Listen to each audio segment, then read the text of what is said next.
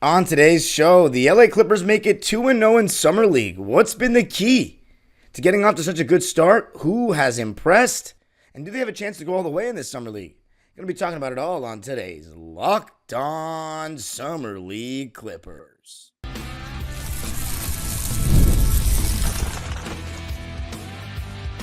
You are Locked On Clippers, your daily Los Angeles Clippers podcast, part of the Locked On Podcast Network. Your team every day. Yes, sir. You are locking in with the Clips. Thank you for making Locked On Clippers the first listen of your day, your team every day. I'm your host, Darian Vaziri, born and raised in LA, going into my 20th season as a Clipper fan this fall. You can also follow me on Twitter and Instagram at DimeDropperPod and subscribe to my own YouTube channel, Dime Dropper, for even more LA Clipper, LA Sports, and NBA content. And Locked On Clippers is free and available wherever you get your podcasts, including YouTube, where I want you to let me know who has impressed you most in the Summer League so far, and do you think the Clippers have a chance to go all the way? And of course, let me know if you agree or disagree with any of my comments about the players and the stuff that I'm saying. And before we get into the Clippers being 2-0 in Summer League, this episode is brought to you by FanDuel, America's #1 sportsbook. Head over to FanDuel.com and start making the most out of your summer. FanDuel, official sports betting partner of Major League Baseball. All right, so the Clippers winning their second game of the Summer League, this time against the Brooklyn Nets. First game was against the Denver Nuggets. Going to 2-0, they won it 87-78. And this time it was a little bit different. The first game, they were just kind of steadily increasing their lead. This one, through the first punch, never really looked back. 31-18 in favor of the good guys in the first quarter. And then two really, really low-scoring second and third quarters for both teams. A combined score in the second and third quarter, Clippers outscoring the Nets 31-23. So in two quarters, remember, it is 10-minute quarters in Summer League, but two quarters combined, Clippers scored 31 points, Brooklyn scored 23 points. So low-scoring game in those. And then the fourth quarter was kind of an explosion. The Nets outscored us 37-25, but it was already in the refrigerator, as the great Chick Hearn would say at that point. So the Clippers won it 87-78. And one thing that really strikes me about this Clippers Summer League team is they're a switch-everything defense, 1 through 5. You see the bench and Coach Dante Jones, who's taken charge of this Summer League team for the Clippers, really engaged defensively, which is like what he was as a player. But everybody's on their P's and Q's, and they're switching everything. And you know what allows that? Moussa Diabate. His ability to move his feet on the perimeter and stay with wings and guards, that's what makes the switch everything defense possible for me.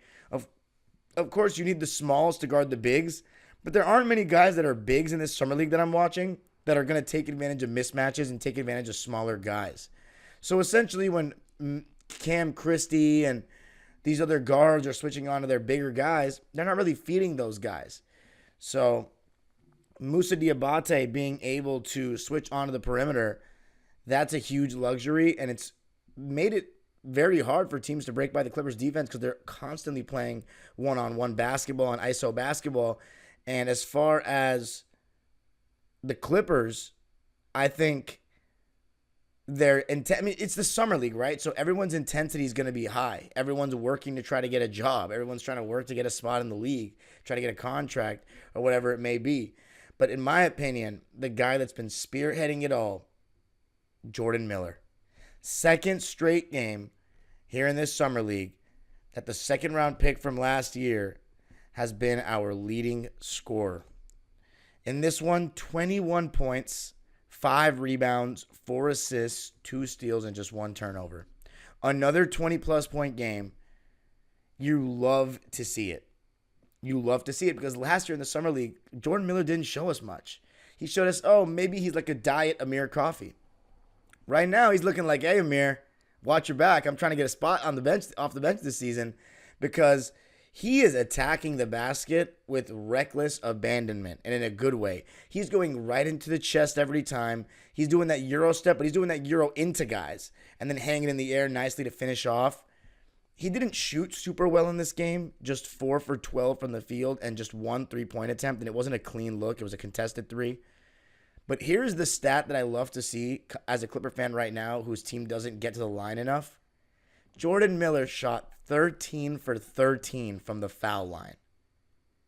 13 for 13 from the foul line. He got to the foul line 13 times in a summer league game and made every single free throw. And that comes from attacking the closeouts. That comes from getting downhill. I like the point he's trying to prove. I'm not scared of anybody. I'm going to go right into your chest, and we're going to play contact basketball. I love what I'm seeing so far from Jordan Miller. Defensively, pretty decent. Good instincts, some deflections, or maybe one deflection, but nothing to fully write home about. Because right now the Clippers are playing a switch everything defense, and it's summer league. So certain guys aren't really being targeted like that. You're not seeing, you might see guys not really guard on the ball much throughout a game. And when there is switching everything, that nullifies a lot of the advantages created in off-ball actions too. So you're not really seeing too many defensive mistakes necessarily from Jordan Miller, which is a good thing, of course. So, I'm very ecstatic from what I'm seeing from Jordan Miller. I think the way things are going, I know it's the summer league. You don't want to make too many conclusions from it. If you had Amir Coffey playing in the summer league, for example, he would probably be destroying. So it's going to be interesting to see if Jordan Miller, what kind of contract he's on this season, and if the Clippers will try to feature him in games. For me, I think he's earning a spot to at least get a chance. Now, it's funny because in the first game of the summer league, the Clippers shot double-digit more shot attempts than the Nuggets. But this was an exact opposite. The Nets shot 72 shots. Clippers shot 60 shots. Nets shot 39%. Clippers shot 42%. Nets shot 10 more threes. They shot 32%. Clippers shot 36%. But here's the big disparity. 17 more free throws for us. 29 free throw attempts for the Clippers, 12 for the Nets. We shot 93% from the line, and we out-rebounded the Nets 35-27. And, I said 12 free throw attempts for the Nets. If you haven't figured it out by now, Jordan Miller had more free throws than their entire team in the game. So, I don't know. It's the summer league, so you're not going to hear people, bitching about refs. Oh, the free throw disparity. But, Jordan Miller, he was constantly aggressive, constantly getting downhill and forcing the refs to call stuff. And a lot of times they were not playing defense without fouling. So really happy with that. Really happy to see a Clipper youngster, a rookie, or now he's going to be a sophomore, showing some great signs in the summer league and just showing some great signs in general. But coming up, going to be talking about the other guys, Cam Christie, Moussa Diabate, Kobe Brown. How did their game go? And who was the best player on the Nets? How about a former Clipper? Going to be talking about that coming up.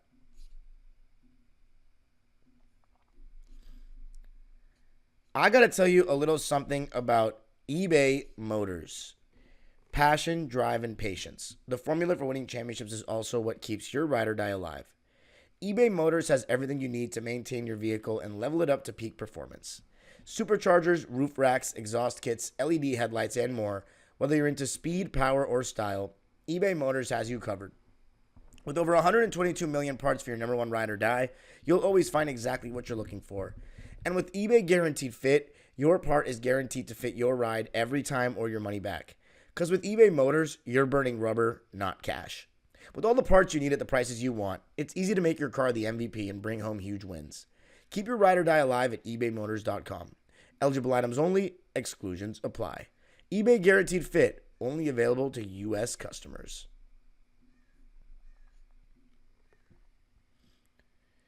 All right, so let's talk about some more players in this Clippers Summer League team. The Clippers winning this one 87-78, now 2-0 in the Summer League. Third game is today, actually, on Tuesday. Man, no, is there any other big stat to point out? Team stat? Doesn't look like it. But anyway, let's see. Moussa Diabate, he only got one shot off in the game. It was a quieter offensive game for him.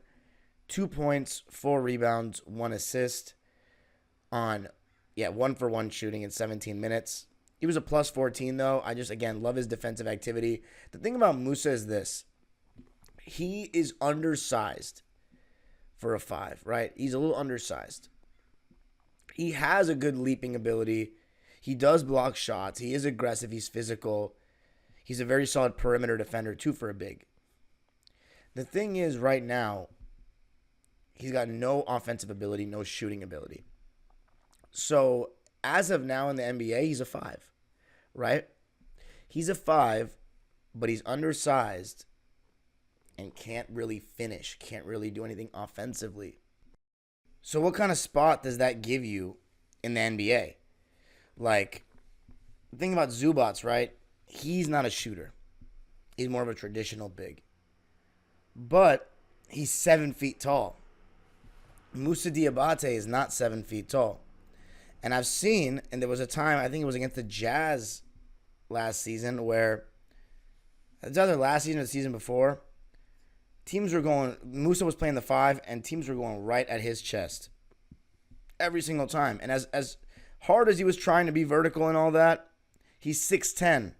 And I don't know how much weight he's put on. He was listed at 210 when he came into the league. He probably has put on a little bit since then. But let's say he's 6'10", 220. Like, that's not going to deter guys at the NBA level at the rim. So unless Moussa develops some sort of offensive skills, he's not going to be an NBA player, in my opinion. Not even a backup. Because, like, I don't know how many players in NBA history can be 6'10" centers and don't have offensive skills. I think he's got amazing mobility. He's a great athlete. But he's going to have to do something offensively, and I'm still not seeing that improvement. I'm rooting for the kid, though. Let's talk about Cam Christie. In this game, Cam Christie continued to show me what I saw in the first game, which was that he has no hesitation pulling the threes. And he shot well from 3 in this game. 2 for 4 from deep, but he was 0 for 4 from 2. 6 points, just 1 rebound, 3 steals. So I saw some better defensive activity, some solid one-on-one defensive possessions. So maybe he's somewhat like Max Christie in that sense, that he's a good on-ball defender. The thing about Cam is right now he's still really thin. And I saw there were some times where he was struggling a bit with the physicality when he was switching onto those bigger guys. As I mentioned earlier, we were switching 1 through 5. But that's normal. He's going to have to get into the gym, keep getting stronger, keep putting on muscle. But he was okay. My main thing with Cam Christie is this. He did some good things defensively, but he also, got blown by a couple times, had some closeouts where he got driven by.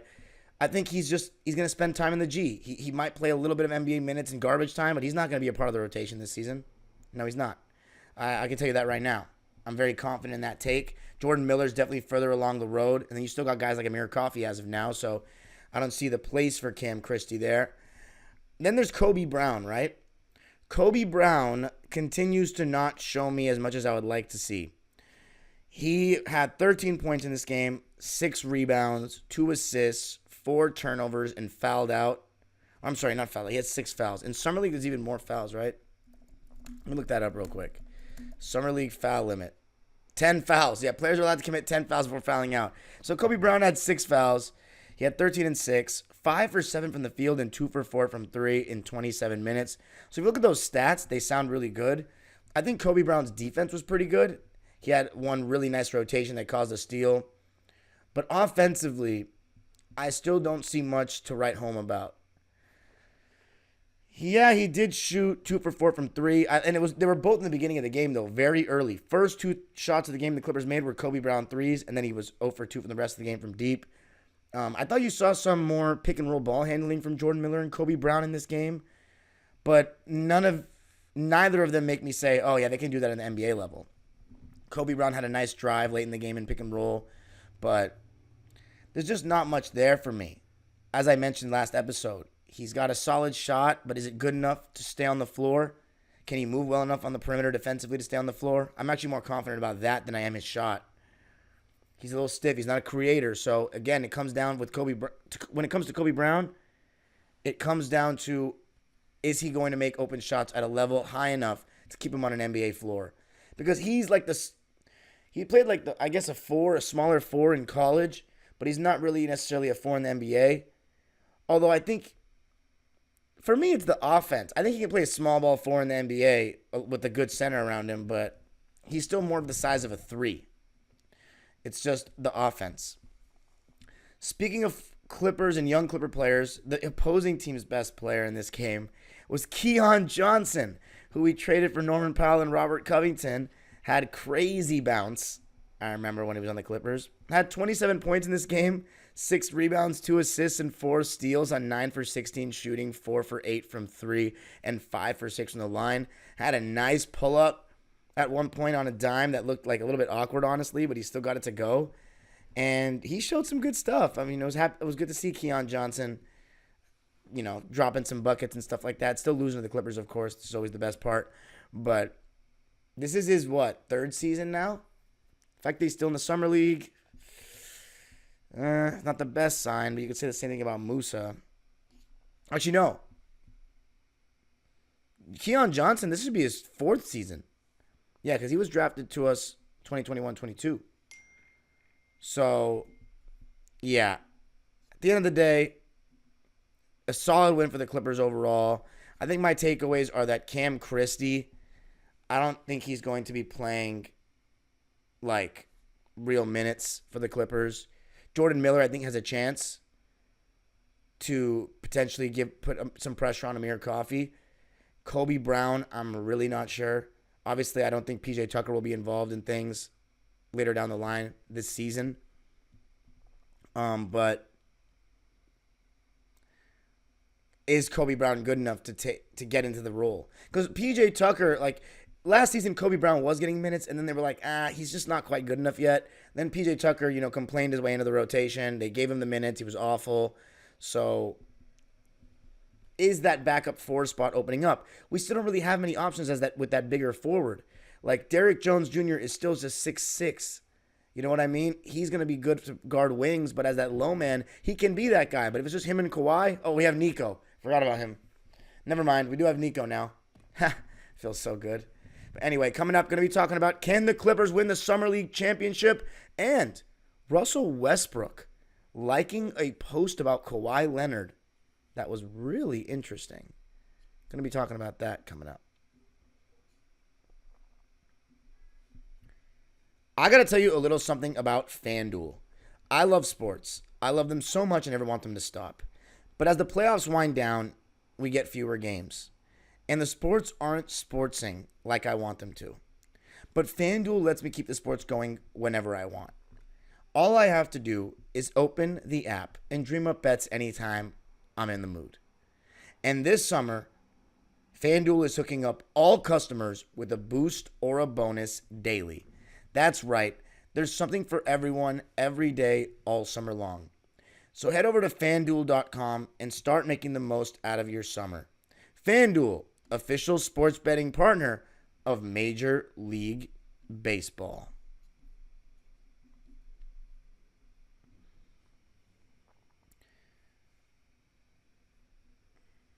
All right, so big question. Can the Clippers win the Summer League? Maybe. That'd be a good look. Would feel good for the players. Maybe make some of the, it would mean that some of these younger guys like Jordan Miller, Kobe Brown, these guys play really well. And that might, give them more of chances on the actual team. Is there anyone else to talk about that came off the bench of the Clippers? I mean, Amari Bailey, 13 minutes played, 9 points. But that's really about it. Anyway, now let's talk about the Russell Westbrook thing. So Kendrick Perkins was on First Take, as he usually is, on Tuesday morning and said that the Clippers should look to trade Kawhi. And, of course, that's something we've talked about a lot here on Locked On Clippers is, the Clippers got to go a different direction. He was saying basically all the things I say all the time. Like, look, it's chalk. They've lost Paul George. They're right in the middle. It's the worst place to be, this and that. The part that Kendrick Perkins is kind of just not including is that we don't own our pick this year. Unless, and I've mentioned this scenario before, unless Houston is worse than us, but they don't get a top 10 pick. Because their pick is top 10 protected that they traded to OKC for Westbrook, right? Now, or for Chris Paul, whatever side. It was the Westbrook-Chris Paul deal. OKC, for Westbrook. So OKC, they don't get Houston's pick if Houston's pick is top 10. In which case they would get our pick because we're not going to be better than OKC next year. Now, if we are better than OKC next year then they're going to keep their own pick and we keep ours. But we're not going to be better than OKC next year. I would bet a lot of money that we're not, unless SGA has like a major injury or something, and Kawhi doesn't. But all things, like, if everything goes according to plan, Oklahoma City is going to be better than us, and then it's going to be us or Houston. The best case scenario is we finish above Houston, and they're not a bottom 10 team in the league. So the Rockets get like the 11th or 12th pick, in which case OKC would take their pick, and then we probably finish like 16th, 17th pick. And we'll take that. I bet you we'll finish. With this roster right now, we're like a play-in team. So, in my opinion. Maybe a little better if Kawhi can be healthy, but I don't trust Kawhi's health at all. So, yeah. That's a major thing. Oh, I forgot about the actual topic at hand. So, we can't really trade Kawhi this year because we're not going to be good. And then James Harden's going to be like, what am I doing here? Russell Westbrook liked the Instagram post that was posted by NBA on ESPN that's saying Kendrick Perkins thinks Kawhi should get traded. Westbrook actually liked it. It was real. It wasn't fake. I double-checked to verify. Which is wild. Is that just Russell Westbrook liking it on accident? Is that Westbrook trying to say, yeah, man, they should get rid of Kawhi? Like, their franchise isn't going anywhere with him because he's always injured. In which case, look, it's a little unprofessional, but he knows he's on his way out. So he doesn't care. Like, I don't know what their personal relationship is. If Russell Westbrook doesn't like Kawhi for various reasons, then there's clearly something behind the scenes that I don't know about. But I will say this. How do I put this nicely? A guy like Russell Westbrook, who's like super emotional and super like wears hard on the sleeve and going 110% all the time, with a guy like Kawhi Leonard, who I'm not saying he doesn't go 100% when he plays, because he does, but he's very quiet. He doesn't really seem to take responsibility for being the face of a franchise. He is often unavailable, but I think the main thing is some of those stories we've heard about Kawhi feeling like he could be above the team. Like when he first got to the Clippers, I know that bothered Montrez and Montrez and Lou Will, those guys. I know it was partially Paul George as well, but Kawhi, having the, allegedly showing up to team flights late and stuff like that. And then the story about that Paul George and Terrence Mann shared on the podcast where there was a rule that everybody has to run if someone airballs, and Kawhi was like, nah.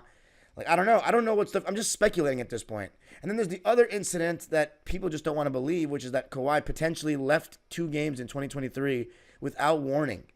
Just left in the middle of our playoff push against Memphis and against New Orleans. And PR covered up for him and blamed other factors like the medical staff, or that there was a facial contusion, in which against New Orleans, we didn't see any mask or any mark on his face or anything like that. So if that was the case, and Kawhi actually left 2 games in the middle of a playoff run, like in the middle of a playoff push, I should say, and Russell Westbrook doesn't like him, I don't blame Russell Westbrook one bit. But again, I'm just speculating on all this stuff. At the end of the day, it's like Westbrook can't come back now. I mean, you can't be talking about or liking stuff about the franchise player on the team. It's just unprofessional. It's not being a good teammate. But again, I don't know what Kawhi's done behind the scenes to Westbrook. I don't know if Westbrook's butt hurt because Kawhi wanted James Harden, and Kawhi and Paul George are okay with getting James Harden, and then say, look, we don't need a point guard. We got Russ. I don't know what the story is there. All I know is that Westbrook is a very emotional guy. Very. And Kawhi is the opposite. So I don't know. Maybe the opposites don't attract. Who knows? But that's it for me in this one, y'all. Let me know what you think of everything. You can follow me on Twitter. And by the way, if you're wondering why haven't you done an episode on Westbrook, why his Clipper tenure has gone to this, why it's looking like he might get waived and there's no place for him, I will be doing one later this week probably, or early next week, probably this week.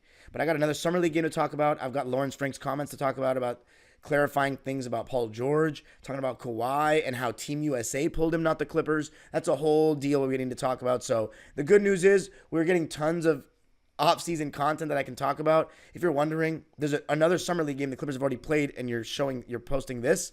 Again, as I said, anytime I get a chance to talk about stuff in the off-season, I'm going to take it. So I'm going to talk about this one. I did an episode on this. I'm going to talk about the next Summer League game on another episode. And then we're also going to talk about the Lawrence Frank comments, and then Russell Westbrook's situation. And then Mo Bamba. We haven't even talked about him either. You can follow me on Twitter and Instagram at DimeDropperPod. Subscribe to my own YouTube channel, Dime Dropper, for even more LA Clipper, LA Sports, and NBA content. And Locked On Clippers is free and available wherever you get your podcasts, including YouTube. Let me know what you think of the episode. Comment on what you think about the players in the Summer League, who's impressed you the most, if you think we can win it all, and your reaction to Russell Westbrook liking that post about Kawhi Leonard needing to be traded.